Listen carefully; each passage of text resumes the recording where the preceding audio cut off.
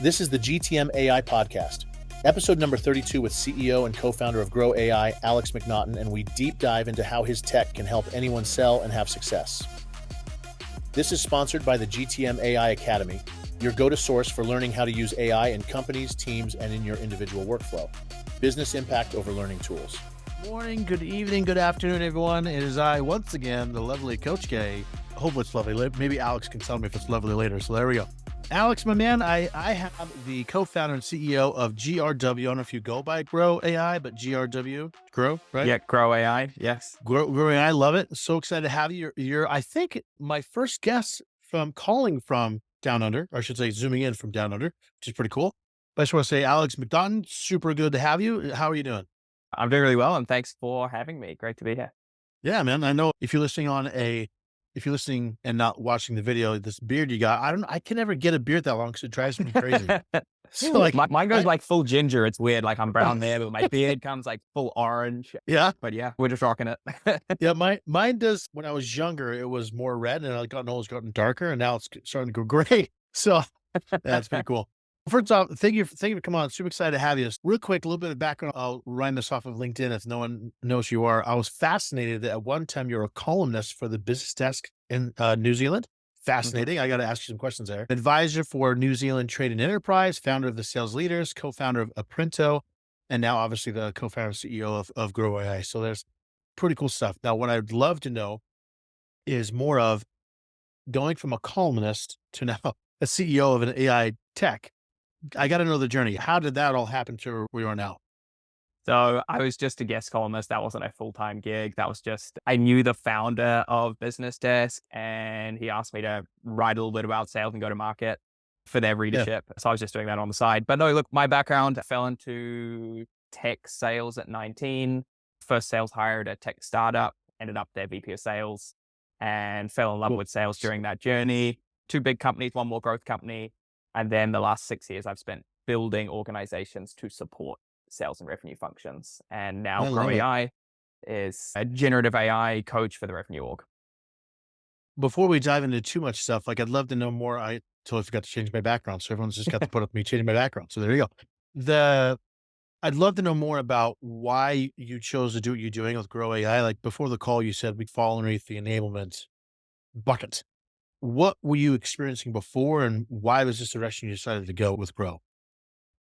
I felt the pain as a seller, then a sales leader, and then ultimately saw the same problems again and again across over 200 companies in my previous businesses, supporting over 200 companies. And really the problem we solve is the sales execution gap. And what is that? It's that we've got salespeople who are not being developed. Less than 10% of salespeople are getting regular coaching. And as a result of that, they're not showing up as their best selves for buyers. And we're seeing quota attainment of 39%. And then throw on top of that, your average salesperson is in the role for 14 months and this crazy turnover in organizations need to get people up to speed fast. It's just a bit of a recipe for disaster. Yeah. So that's the problem we solve, is helping salespeople win more deals, speed sales cycles, increase their conversion rates utilizing AI. I'm curious then, because enablement as covers a gamut of different things, but you're basically just narrowing it even further to the execution piece, whether it's skills or knowledge or process, whatever, right? Mm-hmm. For those who haven't seen your demo yet, and by the way, I'll include the demo of your tech inside the library. So if someone wants to go see it, they go to your YouTube, they go to the library. It's in a lot of different places. But if they haven't seen it, how would you describe like I don't like to be feature heavy, but like what particular parts of enablement are you using AI to enable? So really the simplest way to think about it is, imagine if every single one of your salespeople in your organization had a deal coach available to them that had intimate knowledge of who you are, what you sell, who you sell to, and your way of selling, as well as got to know that individual. So it's hyper personal and understands their deals and what deals they're working on, et cetera, et cetera. And that deal coach is helping them in the flow of work, navigate problems, write better customer communications, prepare for meetings, and level up their capability. And from an organization's perspective, it's embedding their best practice in the flow of work across their teams. That's cool. I'm gonna ask some tech questions. I'm just curious. I'm gonna start diving into some specifics. But are you developing your own AI? Is it like just tapping into the open sources, which I again don't blame. I'm just curious. Like, what's the back end look like for your AI? So we use a number of different large language models for different parts of our platform. Cool. Our philosophy on this is let's use the latest and greatest and leverage the different large language models out there and Right. be in a position that when a new one's released, we can slot it in the day and get all the advantages of the advancements in that tech. Yeah, it's good to hear that because I know that in the beginning when when it started out, people didn't think that way, and so they were restricting themselves. But I think it's smart to be able to leverage that because as fast as tech is changing, like from an educational standpoint, I have to update my education all the time because Claude releases something new, and then 4.0 Mini comes out, and then you have Gemini, and Yep. that's all these changes all the time. But the nice thing is, like with, for example, 4.0 Mini, you don't have this really inexpensive but better model that can do different tasks better than the 3.5 could that was more expensive. Well, So that's it. And my co-founder, he's resident AI expert. He's got a master's in machine learning from Cambridge. He's a mm, published ML researcher. So I can't take credit for our AI strategy. That's all Alistair. It's given us a real advantages because every single time advancements come out, we can just take advantage of that. And our platform gets better and our users' experience gets better. I like that. Let's dive in for a second. So run me an example, if you don't mind, of a before and after. So Mhm. a classic coaching scenario of what you've seen in the past as a sales leader. Like, how did it happen in the past with coaching to a skill or whatever? And then now, as a result of grow, what's the difference between how it was versus how it can be with your tech? The reality is most salespeople are not getting coached. Mhm. So about a third of salespeople get any coaching, roughly just under 10% get regular coaching. So that's Right. the before. And I'll use a customer example. One of our customers, before we started working with them, they had actually gone through a bit of a tough patch. The last 18 months were a bit hard for them. They'd done some restructures, et cetera, et cetera. They brought in Grow AI across their both acquisition and CS teams. And Grow AI helped their teams to win more deals, win larger deals, win deals faster. In their first quarter, every single salesperson or sales and customer facing person in that organization was at or above quota, as well as one of their senior salespeople won a company record multi seven figure deal. And the craziest part about all of this is their sales manager left partway through that quarter, partway. Oh, wow. And Taylor, the name is of our AI, was acting as deal coach for all of those people, helping them win more, elevate their capability, and yeah, they're just crushing it now. They just released their numbers, and it's yeah, it's pretty awesome. That's cool. Okay. So I'm going to, how do I say this? In the enablement world, you hear every single tech out there that says we can help shorten your win rates, we can help or Mhm. accelerate your win rates and in your sales deal cycle. This is the promise that everyone has said for years. And I'm not saying that you're inaccurate, but I would love to hear you tap into more of double tap for me and like how did that happen with the deal coach of like the execution piece? Because I want to be able to show people through your lens what's capable with AI because I think a lot of people don't understand. Can AI understand the context of an opportunity and then be able to coach towards something else? Because right now, most people don't experience that.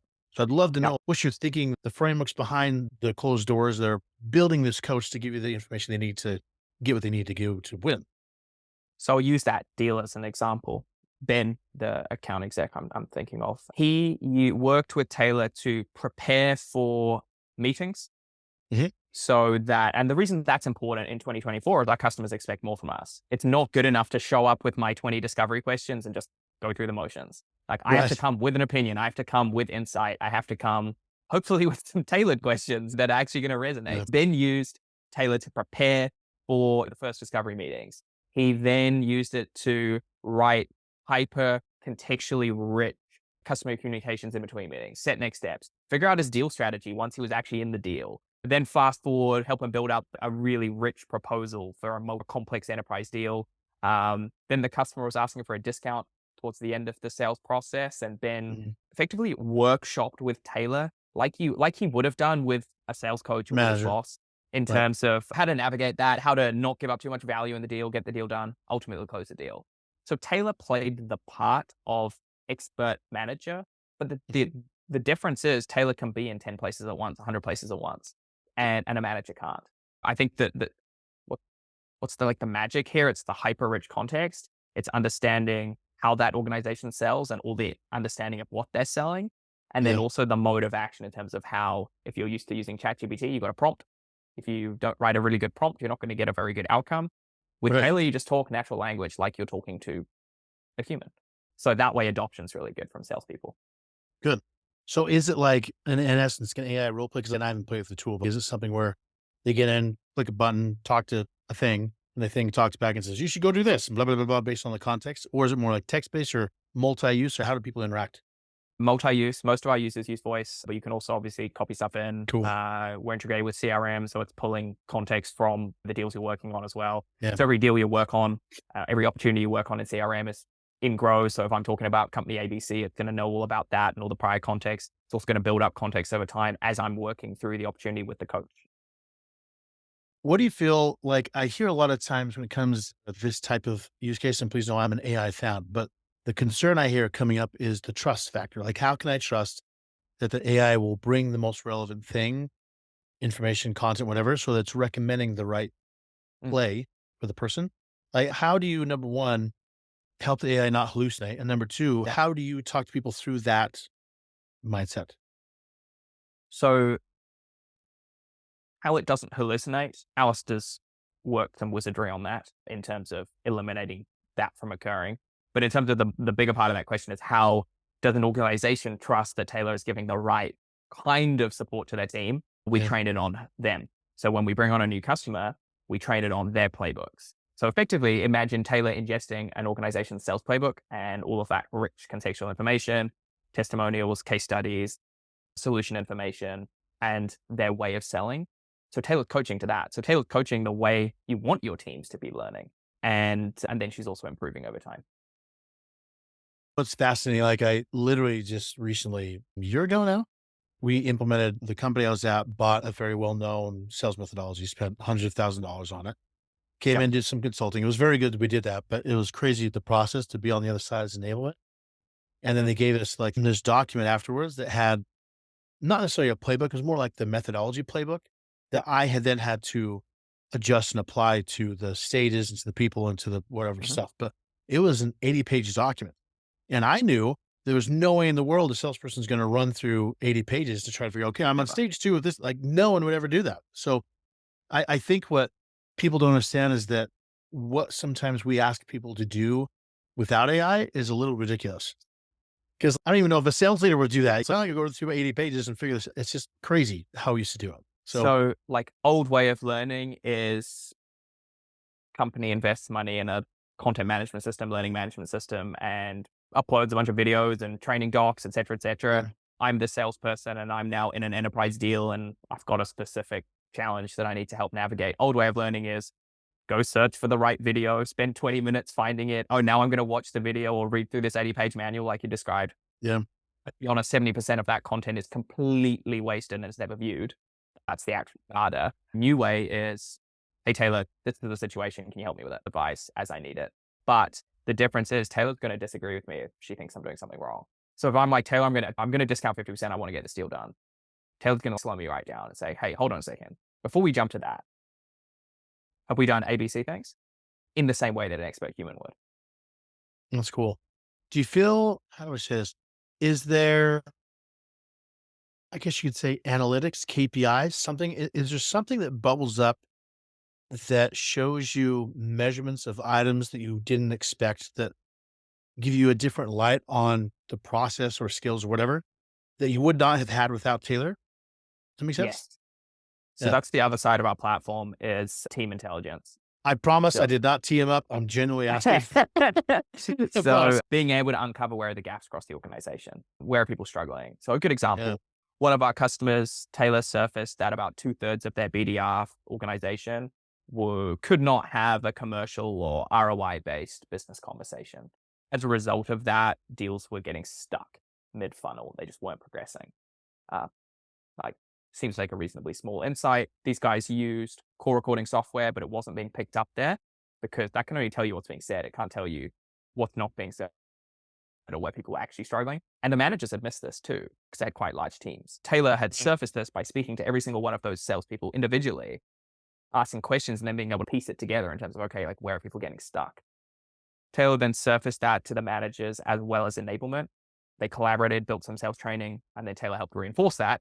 And they had a record quarter the following quarter. That's awesome. Going into that, because I know like in the enablement world, I'm sure you probably heard this too, but like an argument that's been, I shouldn't say argument, conversation that's been going on for a long time is how in the heck do you prove the value of enablement? So Mhm. I have a two-sided question for you on this. It's just one, obviously the tool can help with the value, but the function of enablement as a result of AI, it used to be as very human centric because Mhm. that's the way you could do it. Either a manager, the enablement person, or whatever would have to do some sort of thing, or an external methodology expert would come in and train and blah, blah, blah, all this Mhm. stuff. Fast forward to now is that it's getting closer to where how humans hopefully learn better is through experience and through something more real. As a result of AI, and because you're now having AI tech doing enablement, what do you think enablement will look like in a few years when it's like AI is like everywhere? Um, so I think AI, and again, like if I use our example there, like I think AI and what we're seeing is that it is helping enablement focus on the right things. It's actually really difficult as an enablement function to figure out what you should even be Right. training on or what you should be Right. coaching to. I think AI can, in our case anyway, certainly help sales enablement allocate time, effort, and resource towards the right things. And then also attribute that what they're doing is working. So I think there's that side of it. Like to the broader Mhm. question as of what does enablement look like in the future? It's a good question. I would say that it's going to be more around actually, I think, reviewing and refining the types of coaching that an AI is giving people and almost doing some like quality control on that. Yeah. I think that's going to come in. I think it's going to be a lot less building video content and that sort of thing. I think it Yeah. doesn't make as much sense anymore. Yeah, I also think that the sales enablement function will be much more closely tied to actual performance as well as a result of this sort of technology coming through, which I think is a good thing. I love it because that's what I've been where I sit on it is that I personally feel like enablement is ultimately change management and performance improvement. And the mechanisms we've done in the past of training or content or whatever it is are just they're the ways we get to that end of how do we improve performance. And I've always thought, and I felt like this for a long time, but especially this last year over AI and seeing the changes, I always keep feeling myself as a, well, let's back up a second. I'll come back to what I was going to say. When I learn enablement, when I get my ego out of the way and I realize that I'm not the expert of all things, but my job is to deliver expertise to others. Like I'm an expert at finding experts who can give their expertise. That's Mhm. my job. And most of the time, I'm not the expert. It's either a top sales rep or it's a sales manager, or maybe it's somebody else Mhm. or whoever. And now you have AI. AI can do that in scale all the time. And you think about videos, the only video content I would ever make in that scenario, because the AI can duplicate everything else, would be some sort of auto capture of real conversations of what good looks like, or what bad looks like, or Yep. whatever. So we can Yep. share the best cases. This is this person killing it. And the AI can identify all of it for me. But being in a world where in the Hunger Games term of the CRO is the emperor and I'm the game maker, so I can rule the environment. That's how I see enablement going is that, like you said, it's the systems and tools and it, everything you have going on is all for the purpose of improving. Sorry for my spiel. I just wanted to chime in there for a second. I'll shut up now. Okay, your turn. What do you think that, how do I say this? What would you hope would be possible in the future that isn't now yet available, but you hope could be available in the future for a sales motion or salesperson?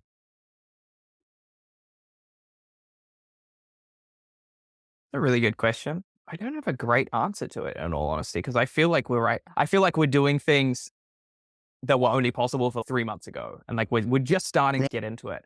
You know, I'll tell you what I don't want to see. Okay, yeah, Because we'll do that. I like it.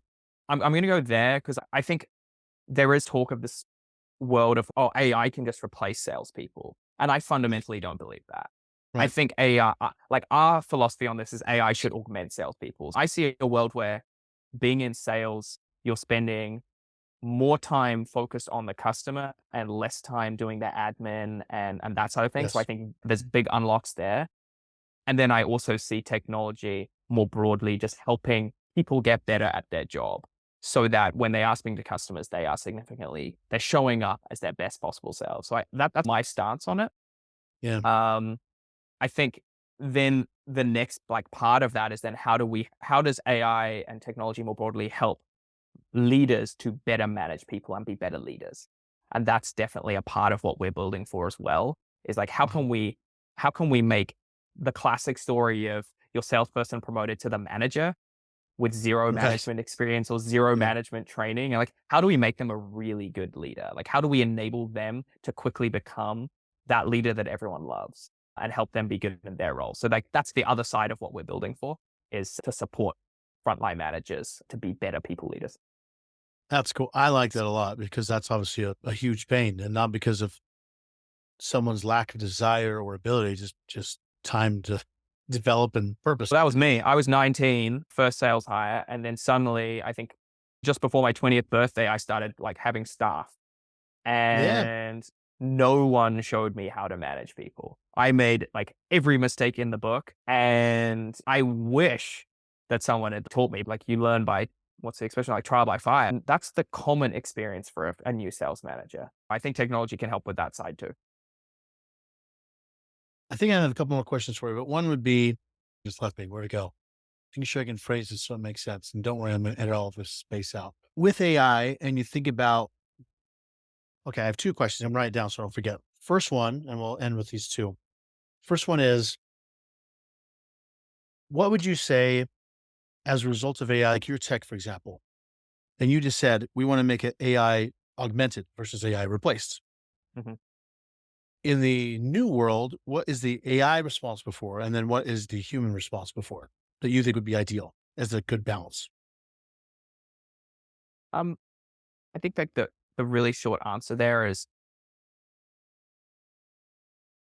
salespeople spending more time with customers versus on admin. I think there's Yeah. obvious wins there. And then I also see the other side of it as helping salespeople to level up their capability so that when they are with customers, they are significantly better. And the demands on salespeople are going to continue to increase in this information rich world. But yeah, that's definitely. And right now, the average salesperson spends like 30% of time with customers. Hi. I think that should very quickly shift to 50%, 60%. Yeah, I would agree with you. I always come down to until AI buys from AI, the relationship actually matters. So you got to make sure you have Hmm. people to have that relationship. So I see the future where some parts of the sales process might be automated, but for the most Yep. part, they're going to want to have that trust built and have that relationship, which means they're going to be really good at building rapport and really good negotiators. And Hmm. all the other stuff is going to start to sift away, and you have to people who are really skilled in those things, which would be awesome. You know, I the last question is a fascinating one for you. I feel like there's times where we're using AI to do things as we've always done them better, faster, easier, cheaper. But it's the Hmm. same process, just AI is just replacing a certain task that a human did. And then I feel like there's this new world where things are emerging that either creates a new process or a new way of doing things that weren't capable before because the tech wasn't there to be supportive of it. Hmm. Do you, is there anything that you see that happening with sales? You're saying, we're going to rethink how we do the buyer's journey because of AI that's going to drastically change? Or do you feel like it's just going to be the same thing, just replacing AI? So, I think fundamentally, how people buy and sell is going to stay reasonably constant. Because if you look in history, every time there's a new technological advance and there's like this outcry of, oh, this is going to get rid of the sales profession, like fundamentally, nothing really changes. Like things, like automation comes in and aspects of it get easier, faster, better. But like in general, humans buy from other humans, like people buy from people. I don't think it's going to like fundamentally change in that sense. What I do think though, is like a really simple example is I'm about to meet with the CRO of a large company and I need to be prepared for that meeting. Old world is I spend hours and hours like researching, reading annual reports, et cetera, et cetera, et cetera. yeah. New world is I can be at that level of informed in 15 minutes or Yeah. 5 minutes. So I think there's wins like that that happen across the way. Yeah, I look forward to the world where I'm a Marvel fan. So I think it's Civil War, where Mhm. Iron Man is showing his barf machine where he's going in the past and watching a virtual reality version of himself with his parents. I think about that same thing, but imagine an AI who could research out a CFO who publish things and do a personality assessment and all the stuff they posted and all the company information and build this personality that I can virtually in a world, either on Zoom or in real life, interact with and practice with and be tough on so I can like literally have these practice rounds before I go to a really hard 7-figure negotiation. Like that kind of thing is fascinating. That again, we just never had the tech to do before. And then yeah, but it's It's just, like putting on the Iron Man suit. yeah. They kind of AI augmented selling is to me. It's like you put on the Iron Man suit and I'm able to do things that I couldn't. Like I'm faster, I'm stronger, I'm smarter. I'm able to do things I couldn't do before, or I'm able to do things 10, 100 times faster and better than I could do them before. I love that. I'm going to use that as a clip for this episode. There you go. I love it. Alex, so thank you so much for coming on. So grw.ai is your website. So grw.ai, grow AI. I will have in the demo tools library, your demos you gave me. And obviously it's on your website and on the YouTube. So if anyone wants to see, you can see it on my website or on yours. And just love the conversation. What's the best way for people to get in touch with you? What do you prefer? I'm probably most active on LinkedIn, Alex Good. McNaughton, and I'm on Twitter, X as well. But yeah, LinkedIn's the best place to find me. All this stuff. Isn't it funny how Twitter's been X for a while? This is totally said now, but everyone's still Twitter to me. Yeah, it's just Twitter. Yeah, it's funny. I don't know if it'll ever die, but that's okay. Alex, thank you so much. Totally a pleasure to talk to you. And I just want to wish you best of luck, man. This is awesome. Thanks a lot. I really appreciate you having me on. Cool. No problem. Thanks for listening to the GTM AI podcast. Please follow, subscribe, like, comment, and come back for more.